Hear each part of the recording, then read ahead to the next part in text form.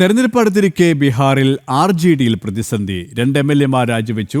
സംഗീതകുമാരി, ചേതൻ ആനന്ദ് എന്നിവരാണ് രാജിവെച്ചത്. നവാഡ, രജൌലി എന്നിവിടങ്ങളിൽ നിന്നുള്ള MLA-മാരാണ് രാജിവെച്ചത്. ഉൾപാർട്ടി പ്രശ്നങ്ങളാണ് രാജിക്ക് കാരണം. ശ്രീകാന്ത് ചേരുകയാണ്. ശ്രീകാന്ത്, തെരഞ്ഞെടുപ്പ് അടുത്തിരിക്കെ പാർട്ടിക്കുള്ളിൽ ആഭ്യന്തര പ്രശ്നങ്ങൾ കൂടുതൽ രൂക്ഷമാവുകയാണോ? RJDക്ക് കനത്ത പ്രഹരമേൽപ്പിച്ച് വിഭാദേവി രാജിവെച്ചിരിക്കുന്നു. അവർ വരുന്നത് നവാഡ മണ്ഡലത്തിൽ നിന്നാണ്.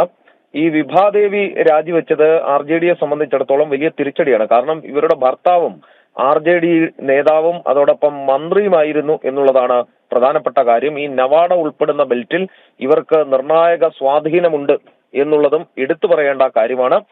അതേസമയം തന്നെ പ്രകാശ് വീർ രജൌലി മണ്ഡലത്തിൽ നിന്നുള്ള MLA ആണ്. ഇദ്ദേഹവും രാജി സമർപ്പിച്ചിട്ടുണ്ട്. നിലവിൽ NDAയിലേക്ക് ഇരുവരും പോകാനുള്ള സാധ്യത തന്നെയാണ് ഈ ഘട്ടത്തിൽ കാണുന്നത്. എടുത്തു പറയേണ്ടത്, ഉൾപാർട്ടി പ്രശ്നങ്ങൾ കുറച്ചധികം നാളുകളായി ഉണ്ടായിരുന്നു ഈ RJDക്കുള്ളിൽ.